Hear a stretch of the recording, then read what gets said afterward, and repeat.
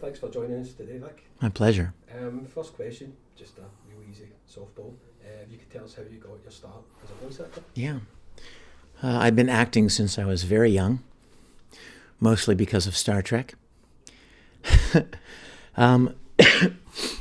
Started doing theater and stage plays and school productions and stuff when I was probably 11, 12, 13. And had continued it all through college. And then about 20 years ago now, a friend of mine in Houston, Texas, that I was working with said, "Hey, you have a lot of acting experience, don't you?" And I said, "Yeah." And he said, "You should go to audition. You should go to there's this little place, and they dubbed this Japanese cartoon stuff, and they're looking for actors." And I was like, "Really? Like Speed Racer? Like that kind of stuff?" He goes, "Yeah." And I thought, well, that sounds like fun. I didn't know anything about it. At that time, 20 years ago, there wasn't a ton of anime out there. This was before it kind of exploded. So I went and auditioned, and I got cast at ADV Films at this tiny studio in Houston. I got cast as Vega in Street Fighter 2. And I figured it was kind of a one-time random thing that I did once. And a few weeks later, they called me and said, "Hey, can you come back and do another one? We got another show." It's like, okay. And another, and another, and another, and it just grew from there. And here we are, almost 20 years later, and over 300 different animated series and video games, and I just am amazed at how it has grown, and that I happened into it as I did. Over that period of time, you're saying over 20 years, you've played some characters a lot, Broly for instance. Sure.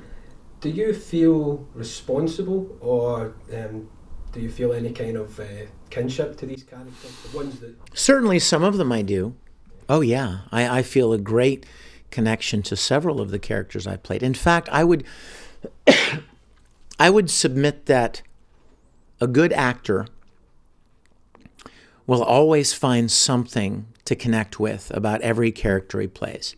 I mean, even if they're a homicidal maniac, a good actor always tries to find something that they connect with or can somehow relate to. And I've had several of those characters and I love them very much. Absolutely. And I think the viewers can tell.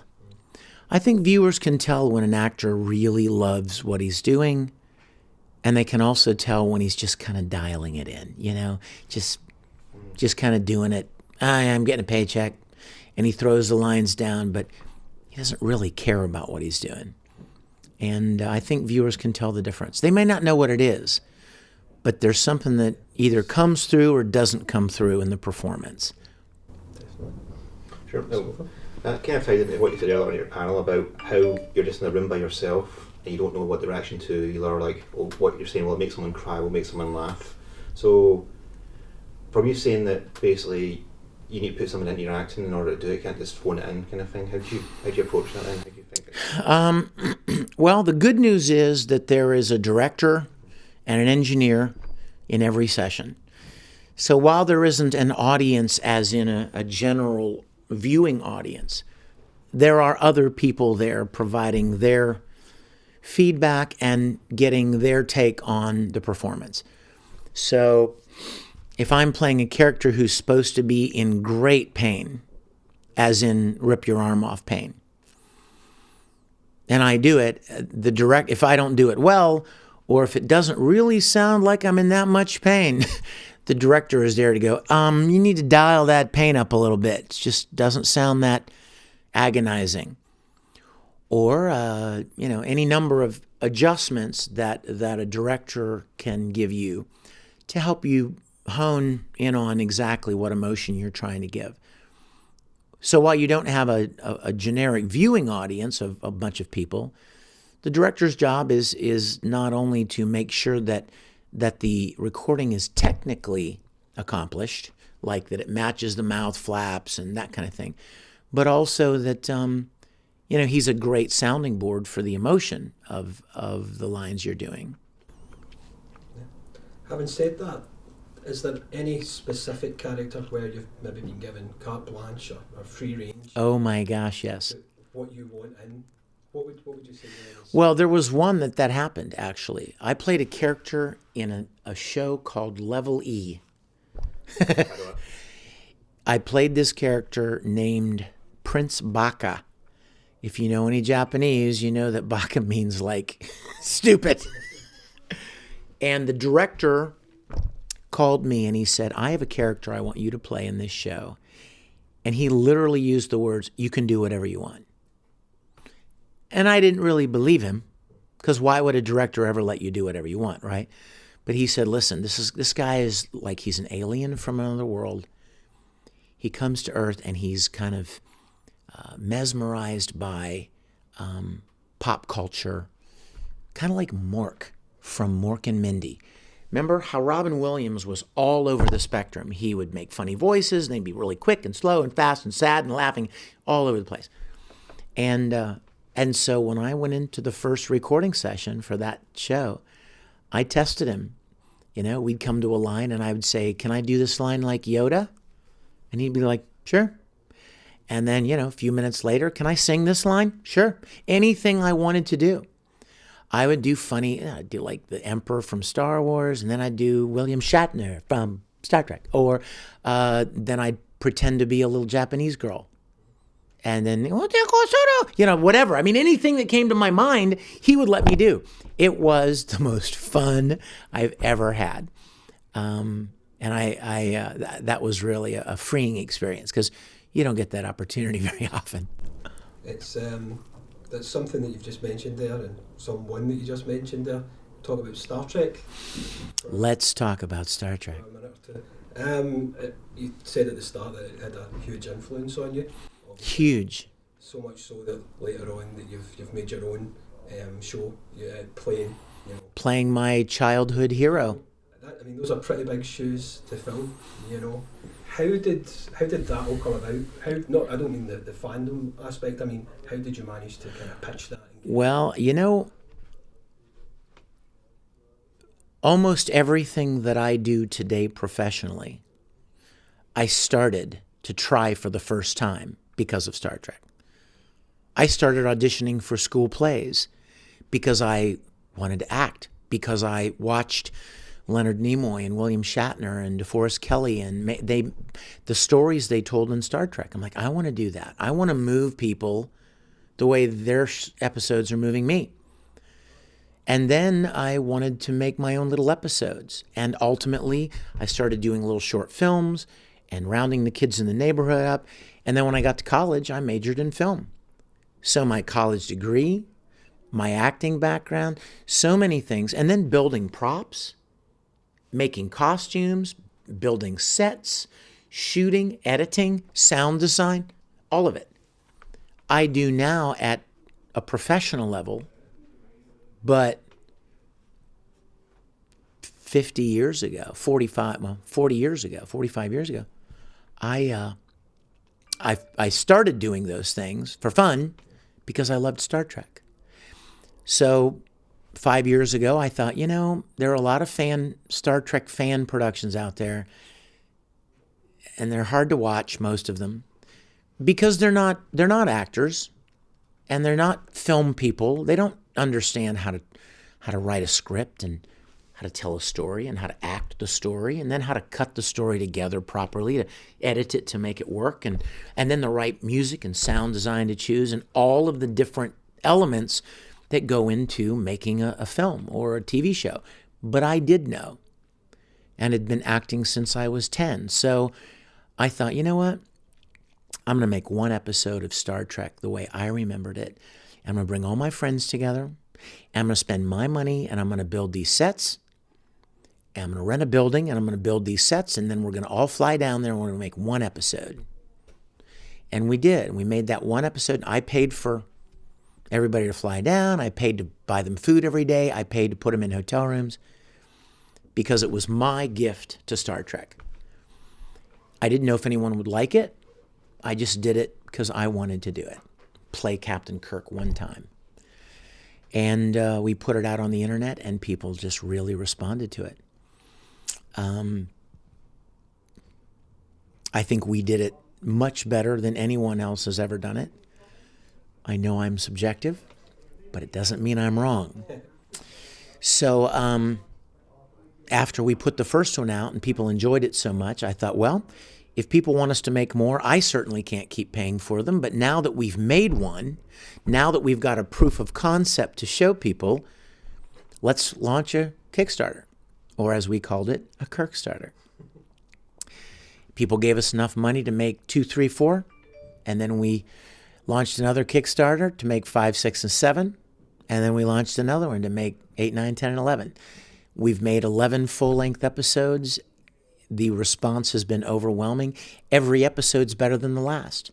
We kept refining our skills and our lighting and our storytelling, and the actors started getting more comfortable interacting with each other. And I am so enormously proud.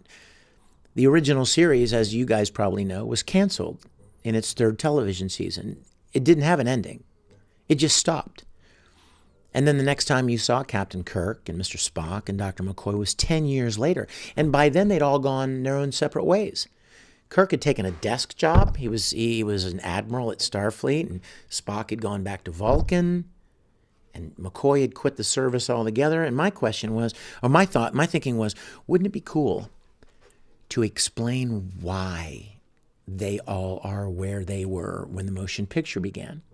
So our 11 episodes perfectly fill that space. We finished the 5-year mission, returned the Enterprise to Earth, and have told these stories to explain why Spock went back to Vulcan. Why did Kirk take a desk job? We answered a lot of interesting questions that were kind of hanging.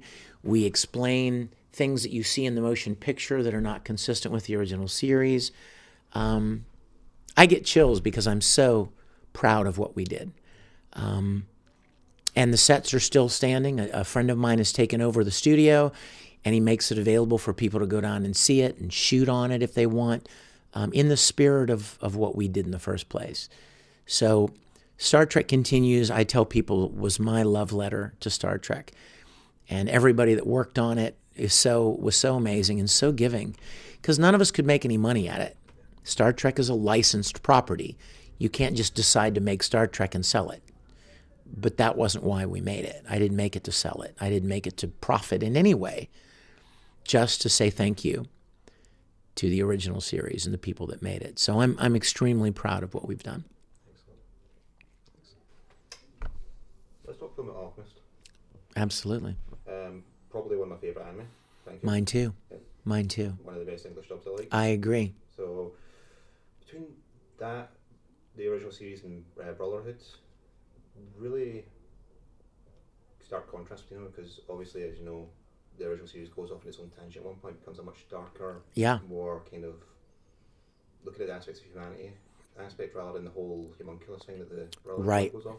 So, which do you feel was the one that gave you more chance to delve into some stuff? Well, you know, it's a really interesting, and it's a rather complex question, because nothing I have ever done probably and will ever do in anime, in voice acting, will compare to the incredible experience that I had from the first Full Metal. I started the show not knowing anything about it, and within 8 or 10 episodes, I realized that it was a very, very special anime. I'd done, I don't even know, probably 60 or 70 anime series before Full Metal, and nothing ever grabbed me the way that show did. I fell in love with that show. And when it was over, I mourned it being done because I had come to really love Ed and Al and Winry and Mustang and Auntie Panaco and, all of them, everybody. I loved that show.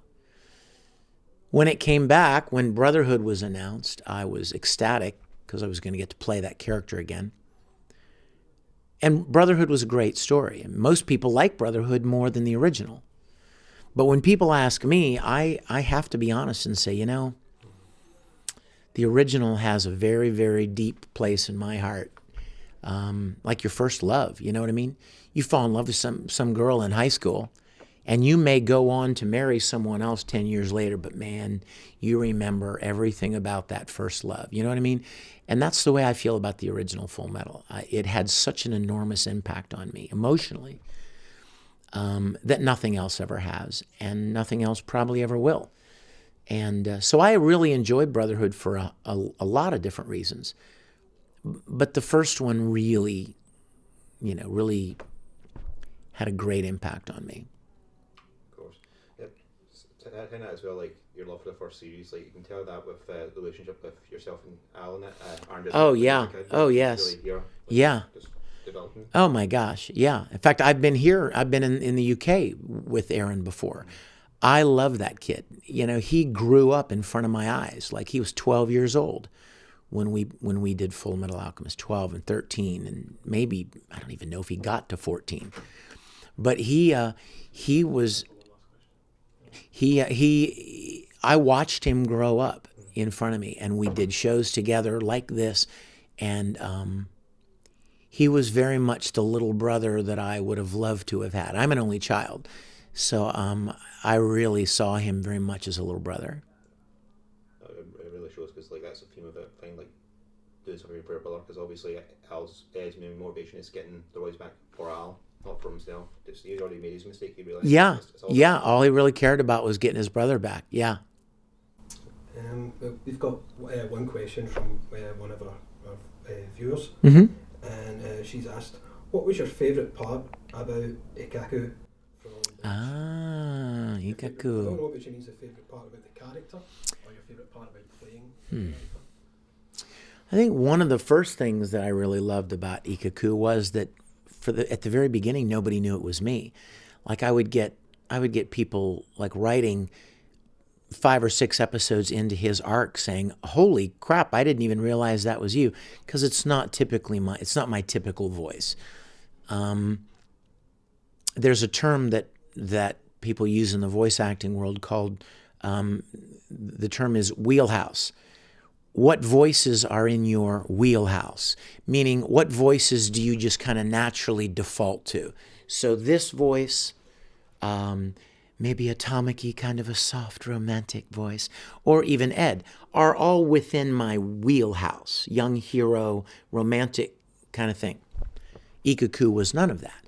So when I started doing those episodes, a lot of people were like, "Man, I didn't even realize that was you."